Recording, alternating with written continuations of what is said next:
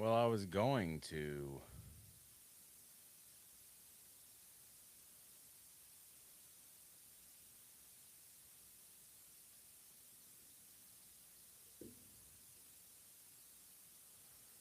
I was going to play the intro song, but it looks like it's not going to play.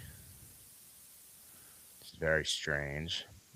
Just making sure I can see myself quickly before we start this thing and hear myself. Let's see.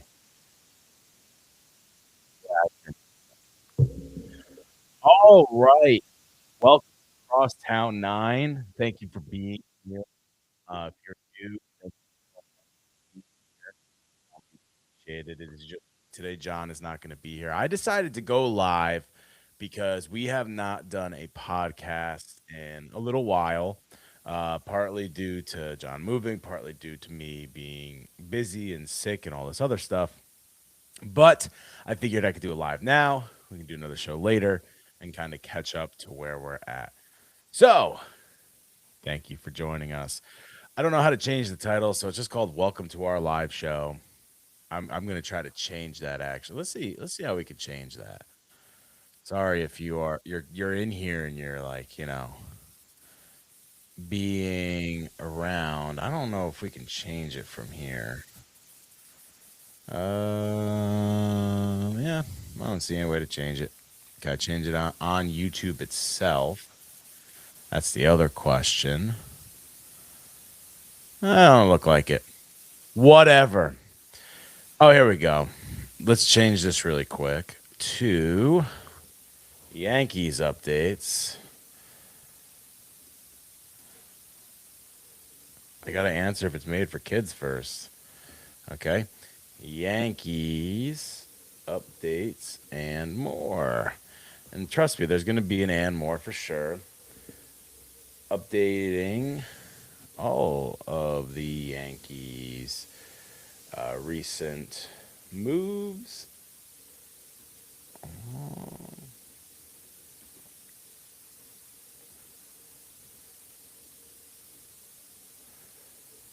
If you are here and you're wondering what's going on, I will.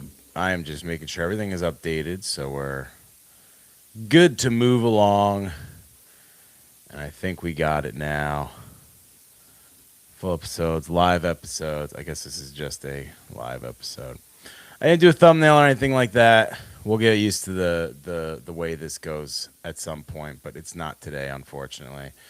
But I saved those, so now it should read the way I want it to, and let's get this thing really rolling. Thank you if you've already been here. Thank you all so much if you're here. Thank you for whoever's listening, whether you're here live or you're here post.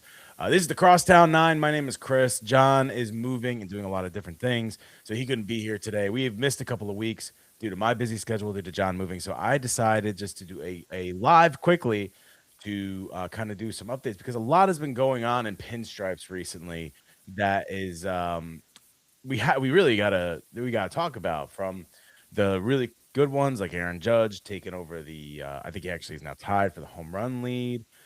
John Sterling to the bad, to the John Sterling's passing away, and all that's been in between, including Spencer Jones striking out in his first at bat tonight. This is currently during the Yankees Brewers game, so there he might get a hit, he might hit a home run. He wasn't touching any of those pitches. They were like 104, and he's never seen a major league pitcher before, so he wasn't touching any of those. Anyway, I want to start with Spencer Jones and Jason Dominguez. First of all, Jason Dominguez gets called up. It happened the last time we recorded, I believe. He's already hurt. I do not know what the duration of his injury is going to be. I think it's just they said out a few weeks. He ran into a wall and got hurt. Happens to outfielders, but he was called up and he was playing. He wasn't just called up. He was in the field a lot, and he gets hurt, and now he's out. And now Spencer Jones takes his place, which was surprising to me. I didn't think they'd call him up this early, and now he's playing his first game against the Brewers. So what does this all mean? First of all, Jason Dominguez has been going up and down and up and down. They really haven't had a spot for him, and he really hasn't proven that he deserved the spot. And even while he was there, he didn't really do too much. I know he hit a home run and he wasn't really doing all that much while he was here. Um, I what I hope comes from this injury is he comes back, he does rehab, and he takes his time coming back up. Whether that means Spencer Jones is really popping off, or they went out and got somebody to fill that space, or where this all started is Giancarlo Stanton comes back and takes over the DH role, so they don't need either of these guys up here.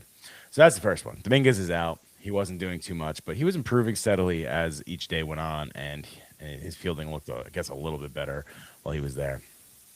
Number two, Spencer Jones is in the majors. I've seen a couple things with Spencer Jones. I've seen some minor league games with Spencer Jones in it. Not many. I'm not going to sit here and say I've watched every game like some other podcasters might. I have not. And when I watched his first at bat, and I saw he's going against 104 with his big leg kick and herky jerky motion, I don't think he's going to make a lot of contact. I don't think you'll see all of that continue on through his career. You may still see a big leg kick and stuff, but he has a lot of motion in that batting stance, which you just don't see anymore. You want the most ideal batting stance to have the most success, and I just don't think that's it. I hope he gets a hit. We'll try to keep it updated. I had the score up here, but then I just turned it off. Let me pull this back up um, so we could see if he gets a hit or does anything while it's going on. You might even be able to hear very lightly the game going on right now. It's in the other room. I didn't want it live on here. He is still 0 for 1. Looks like he's coming up at this moment in a few. So we'll get back to him soon. News number 3 in my list of news. Anthony Volpe gets sent back down. So Volpe came up for really it was a cup of coffee and then immediately got sent back down. Is this the end for Anthony Volpe? I'm not sure. I don't think so. The last podcast, I think I said I think he can still be good. He was a Gold Glove winner at one point. I know there's a lot of mistakes he's making. They're very young mistakes. I think that one, if you can get value for him, get value for him. But I think he just needs time to redevelop himself. Aaron Jones, Aaron Judge got sent down and spent the rest of the year in the minors and came back and look at him now. Not saying that Anthony Volpe could be Aaron Judge, but they may want to develop him more. If they truly want Volpe to be the shortstop, and they're not going to go get one, Kevin Yarrow's not going to continue to be the shortstop. I know he's been very good of late. He heard what I said apparently because he's been very good of late. I just don't think he's going to be the be all at shortstop. I think they'll trade for. I personally still think they'll trade for one. We've talked about C.J. Abrams. We've talked about moving O'Neal Cruz back there. Corey Seager has a big contract. The Rangers are not looking great. There could be some shortstops on the market coming out, and I see them just going for a shortstop. That's just my personal opinion on that one.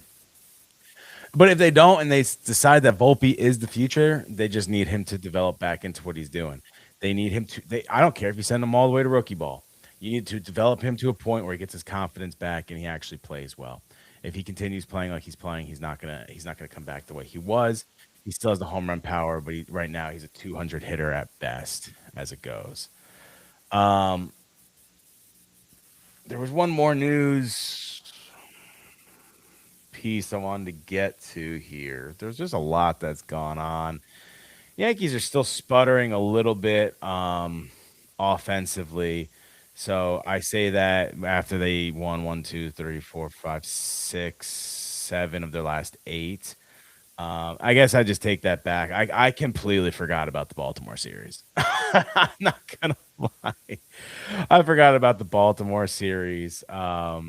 They've looked a lot better. The last time I really sat down to watch them, and I'll explain why in a second, was when I went to see them when they lost 7-4 on Aaron Judge's birthday. It's April 26th. That's the last time I was really able to watch them. For people that don't know, I'm based in Texas. So they went from the Astros to the Rangers to the Orioles, which I was able to watch a couple of those games, back to the Rangers. What that means is I can't watch the Astros or the Rangers. So I have not been able to really watch the Yankees because of the stupid blackout restrictions that they have on MLB.TV. That's a whole other rant.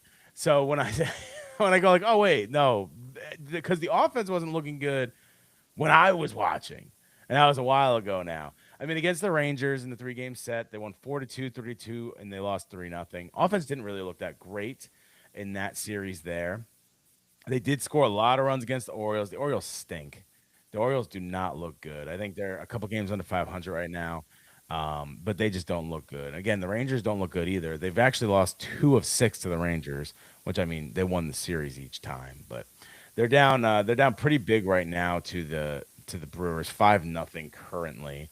I don't think Spencer Jones came back up while we were talking. He did not. Cody Bellinger got out, and that was the last out. So we'll keep an eye on that. But Yankees offense is looking a little better. Pitching has been a little here and there. I still think they need bullpen help. But overall, looking pretty good. It's still early. I'm not gonna freak out about anything. It's still so early. It's hard to do anything. Max Fried got lit up a little bit. Um, it didn't help that there were two probably playable balls that Jazz Chisholm just watched. One go over his head, one go right up the middle. The one that went over his head, it just kind of looked like he mistimed his jump.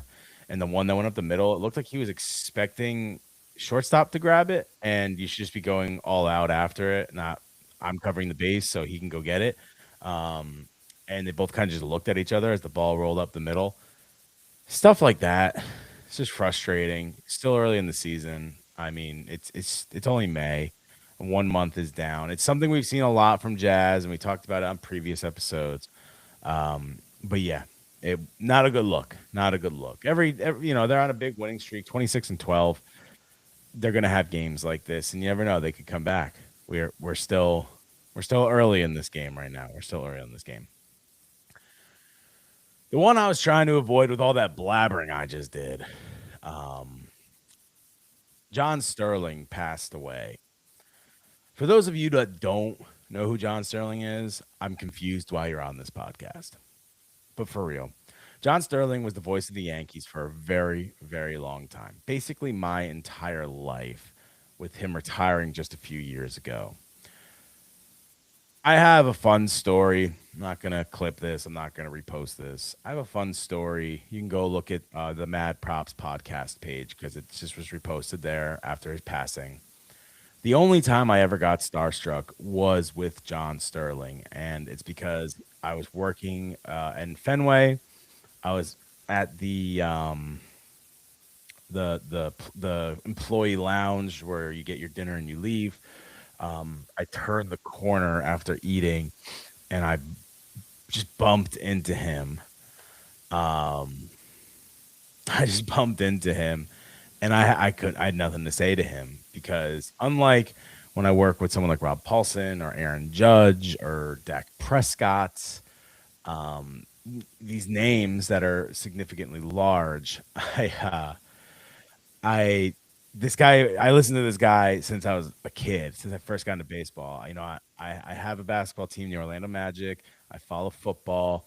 I follow all these other sports, but baseball was the first sport I truly fell in love with, and the Yankees were the first team I ever liked or loved, however you want to put it. Like I loved the Yankees from the minute I started liking sports. The Yankees were my team. Before the Magic, before any football team, before any other sport, any other athlete. It was the Yankees. And he was the one that I listened to all the time. When I was young and I had to go to sleep, I would put the radio call on.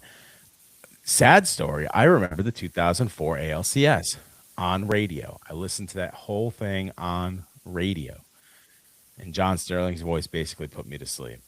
I listened to it so much that he became a mythical figure for me, right? Like he wasn't a real person to me because he was just the guy I would listen to when I would go to sleep or when the Yankees were on. It was just John Sterling. So when I bumped into him at Fenway Park, I had nothing. I couldn't get a word out, which I've never had happen in my life with any person I've ever met.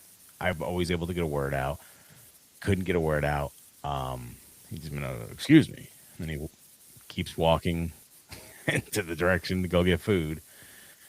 And that's my John Sterling story. I mean, it's not exciting, it's not crazy, it's not fun. But the fact that I can have one is what really matters. He's gonna be really missed. I know he's had a lot of health problems. 87 is when he passed. And it was a really sad day. And hearing Michael Kay talk about him, some people like him, some people don't like Michael Kay. the story he told was devastating. All he wanted to do is walk his daughter down the aisle, and he's not he's not able to do it. Like that that's really it's a sad story. I don't know him. I don't know his family. I don't know Michael K. And just recounting a story I heard on the radio about somebody else's conversation with somebody else, like, actually makes me emotional. Um, it's it's sad. It's sad. But rest in peace, John Sterling. You will absolutely be missed. Some of the best radio calls of any sport, some of the most iconic calls ever. And in the last couple of years, man, we lost Bob Euchre and we lost John Sterling. Lost some greats in the last few years. So rest in peace, John Sterling. I'm glad that I have any sort of story to be able to share with people about John Sterling. The last thing I really wanted to talk about on air. I know this isn't a long episode. It wasn't supposed to be a long episode. It was yeah, it's really not a long episode. It wasn't supposed to be a long episode. It was supposed to be just an update, go over a couple quick things, and then have a really structured episode later. Um, Something that's just crazy to me is CC Sabathia being inducted into the Brewers Ring of Honor. Now, I've looked into a lot of the comments because my first reaction to this is, didn't he only play like 17 games or something like that? Maybe less than that. Played like 2.5 months with the Brewers. Now, he was unreal. Like, he really was like maybe the best pitcher on the planet in that time frame. He hit a home run. That was cool. But they didn't win the World Series. They lost in the NLCS. They didn't even go to the World Series. I think they lost in the NLCS. I hope they lost in the NLCS. But what does the Ring of Honor mean if someone like CC Sabathia is getting into the Brewers Ring of Honor? Now, it makes sense they do it now because they're playing the Yankees in Milwaukee. CC's known as a Yankee great. You know, I mean, before that, I'd even say he's an Indian great, Guardian, Cleveland great, a Cleveland great. He played for the Brewers for a half year. He was a rental. Is Ubaldo Jimenez going to get into the Rockies Ring of Honor because of his half season? That's wild. And the discourse about it was no one really brought up, like, wasn't he only there a half year? I felt like I was crazy. Everyone's like, greatest rental trade ever, so deserved. Like, now CC deserves everything. The dude was an ultimate teammate. He was a heck of a pitcher.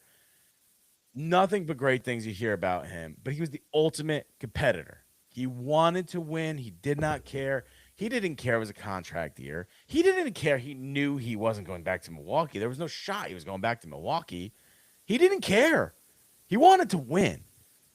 And I will commend him to the end of the day. I'll commend him to the end of my life about that. But since when does a rental half season trade get you into the Ring of Honor? It doesn't make any sense. The Ring of Honor is supposed to be for the greatest players in a franchise's history. That's who is supposed to be immortalized in this situation. So what they're saying is that half season was one of the best players in their franchise's history. The Brewers are not a new team. They've been around for a minute. The city of Milwaukee has had a team for a minute. So what are we doing with this? It's just crazy to me that he would get inducted into the Ring of Honor in Milwaukee. It does not make any sense to me. I don't know how other people really feel about it. Like I said, when I looked at the discourse online, I looked at Twitter, I looked at Instagram, I looked at his Instagram, I looked at his Facebook, I looked at all this stuff. And all I see is everyone just being like, this is so correct. I just it blows my mind. We're giving out Ring of Honors for half seasons. It's so crazy.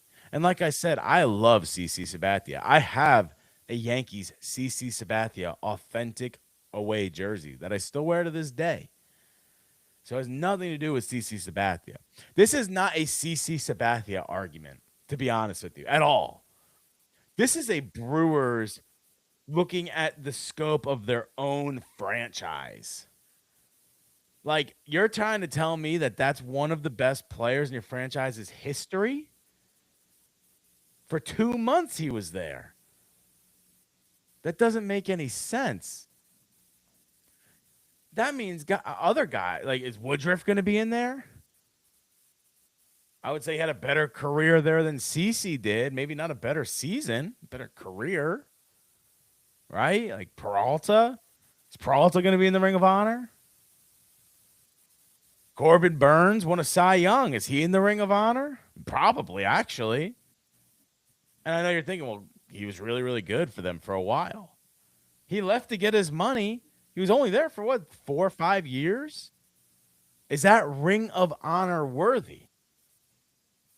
A Ring of Honor should be someone that led your team to higher grounds. Now, granted, I don't even know if the Brewers have been to a World Series, at least not in the last 2 decades. So I understand that part of it. But you don't, it's not just like, well, we haven't had anybody in 20 years. Why don't we do this? Is it because they couldn't do Ryan Braun? Because he got caught with steroids? The people that should be going in, depending on how you feel, Ryan Braun, Prince Fielder, if he's not already there, is a must. I don't really think anyone else after that. I could be forgetting somebody. But wasn't Ben Sheets on the Brewers? I would say he probably had a better Brewers career than CC did. It's just hard to say because CC did not. He had a half season. Now, if you told me CC was there for 2 years, and for 2 years he was a Cy Young winner one year and almost won the Cy Young the next year, and went the NLCS twice, he's the best pitcher in baseball, and he brought him from here to here, I would be like, okay, you know what? Fair. Absolutely, totally fair. That's fine with me. But it was a half season. They didn't win the World Series. They didn't go to the World Series. So you're saying those 2 months were better than all these other players. You know what we're going to do? We're going to look up. Uh, uh, uh, uh,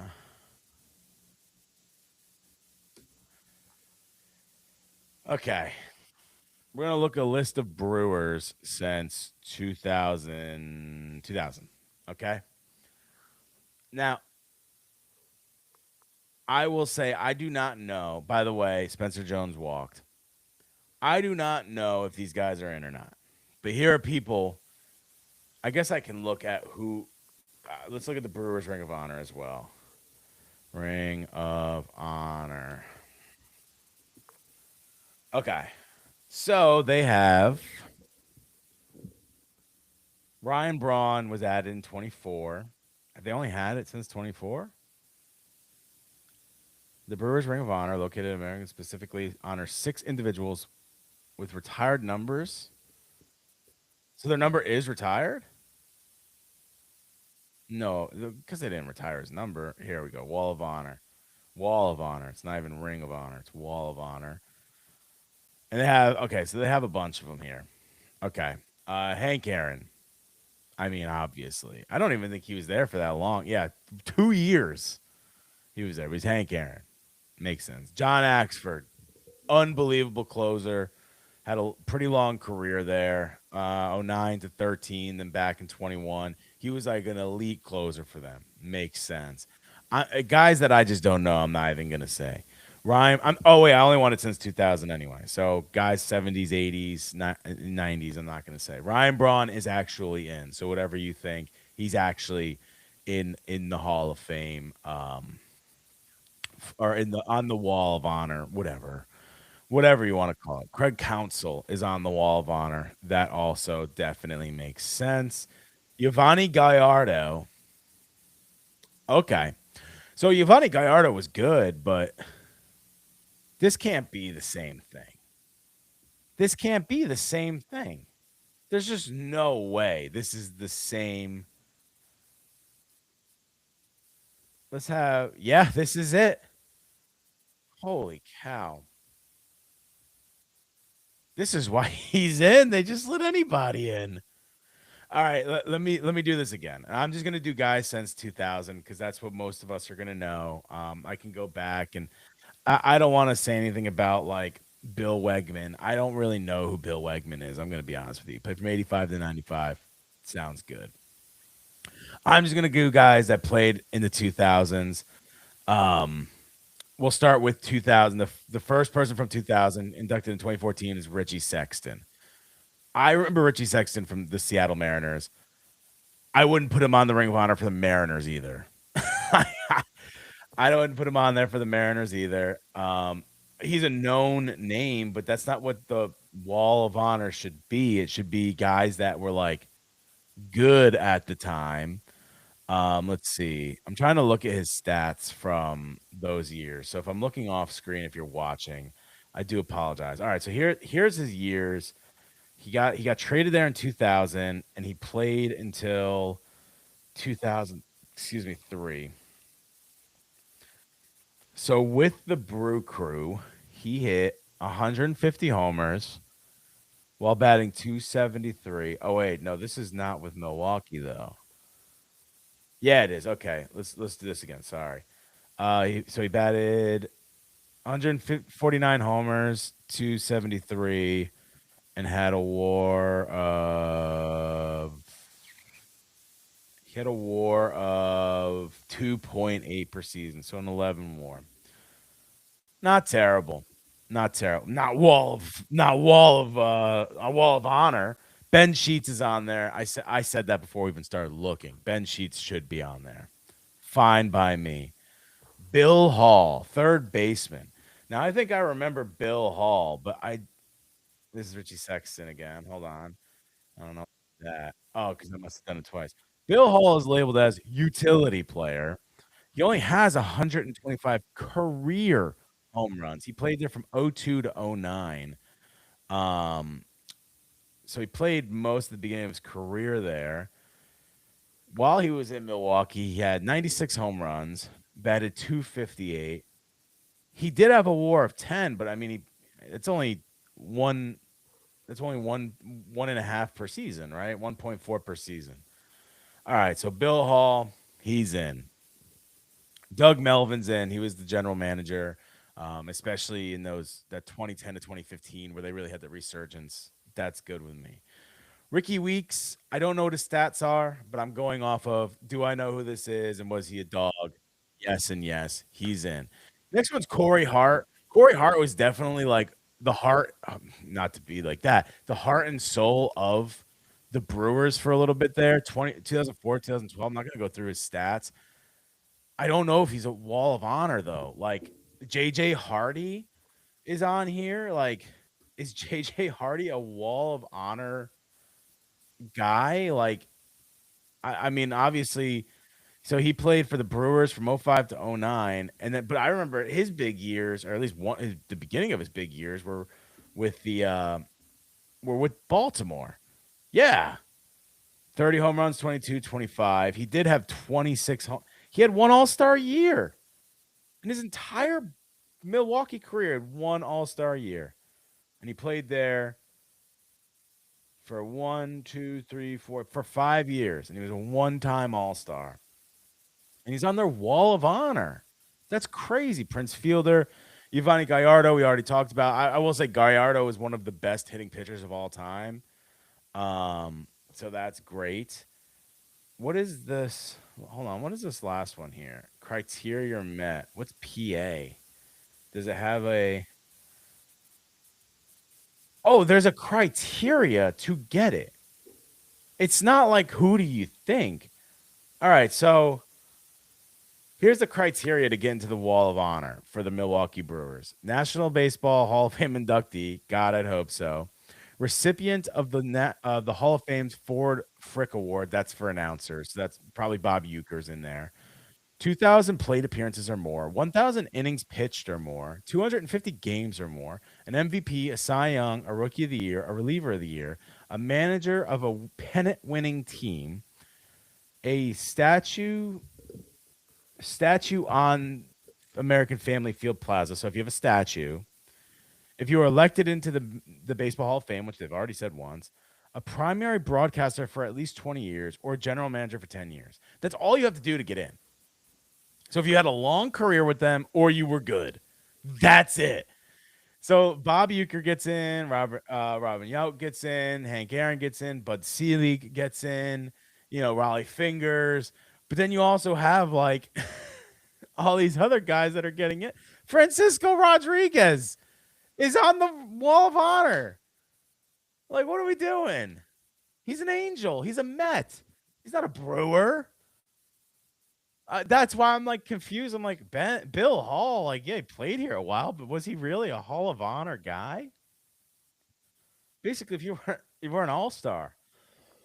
All right, so we're gonna go back all the way to Richie Sexton, and we're gonna look at what made these guys Ring of Honor people. Richie Sexton was plate appearances. Ben Sheets was innings pitched. I think Ben Sheets would be on there either way. Bill Hall's plate appearances. Doug Melvin's GM. Richie Weeks, his plate appearances, Hart, Council, Hardy, Fielder. Why do they have to say it? They should just say dog. Were all plate appearances. Gallardo's innings pitched. This is the first actual one. Ryan Braun, his plate appearances, MVP, Rookie of the Year. CC Sabathia is there because he's a Hall of Famer. Trevor Hoffman's there because he's a Hall of Famer. Trevor Hoffman should. No, Trevor Hoffman was with the Padres. What are we doing? They're not Hall of Famers for the Brewers. Axford's games pitched and reliever of the year. Carlos Gomez is on there. Carlos Gomez was there for 5 years. He was pretty good. He was in the original trade with the Mets way back in the day. Anyway, he's on there for plate appearance. No, sorry, that was to the Twins. I'm getting my teams mixed up because they've got me so freaking crazy over here. Jonathan Lucroy should be in there. He absolutely should be in there. He was only there for 6 years. That's crazy. And then Francisco Rodriguez. That's unbelievably wild. And then there's players that are going to be inducted when they retire. Willie Adames for plate appearance and Corbin Burns for Cy Young. I said that would make sense. Josh Hader for reliever of the year and games pitched. Jim Jeffries for games pitched. Devin Williams for reliever of the year. Reliever of the year I don't know what the REL is. I already forget what it is, but for reliever of the year, Christian Yelich for an MVP. Did he win it with them? He may have in plate appearances, and then William Contreras with plate appearances. The Brewers, you got to be freaking kidding me. You absolutely have to be kidding me with this. This is unbelievably stupid. Like, the criteria should be you were an all-time Brewer, not that you played 1,000 games with the team. That's so dumb. Like, CC Sabathia is getting inducted because he was a Hall of Famer that played for another team that went to the Brewers. That makes no sense. What are we doing? Trevor Hoffman was there for 2 years. He's a Hall of Famer from the Padres that got into the Ring of Honor because he's a Hall of Famer. Not with you. That makes absolutely no sense. That makes absolutely no sense. I'm coughing. I can't. I'm freaking. What are we doing? Oh my god. Well, that just that was the whole episode right there. That was the whole freaking episode right there. I thought this was a Yankees episode. I gotta go back and retitle this. Is what the hell are the freaking Brewers doing? Oh man. Well, if you don't already follow us on social media, follow us. Crosstown 9 Podcast on Instagram or TikTok and Twitter to find updates from us. We'll post a little bit more there. You can also follow me at Chris Schnabel on Instagram, at Chris.Schnabel on TikTok. Hey, if you are in the Houston area, please come check out Comic Palooza. I will be doing a panel there with my Mad Props podcast. It'll be on May 24th at 4:15 p.m. Go ahead, come and check me out. That'd be amazing. I would love to come say hi to you if you were over there. You can also check out Mad Props podcast. We just had Carlos Ellis Rocky, who plays Mako from Mako's Modern Life, Denzel Crocker on The Fairly Odd Parents, Deputy Garcia on Rio 911 on the podcast. So you definitely want to check that out. Check out old episodes. We have a bunch. We have about 5 of them out. Check out new episodes. We're going to be dropping Monday again. We took a couple weeks off, but we'll be dropping Monday. So check us out there as well. And thank you guys for listening and watching. Sorry, I kind of ranted there at the end, but I just couldn't believe what I was seeing. That was just unbelievable to me. But thank you guys so much for being here. Thank you for watching. We really appreciate it. Thank you for being at the Crosstown 9. Go Yankees. Hopefully they got a couple runs while I was on my rant, but I have no idea. Let's see how Spencer Jones does, man. See you later. Bye.